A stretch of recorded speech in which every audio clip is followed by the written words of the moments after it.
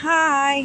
Andito po tayo ngayon mga kananis o mga ka-OC sa baba ngayon at kakaunti ang tao.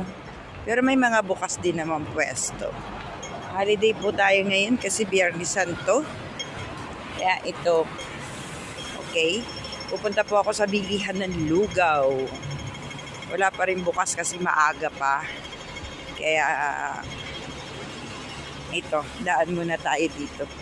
Ayan o, kakaunti ang tao.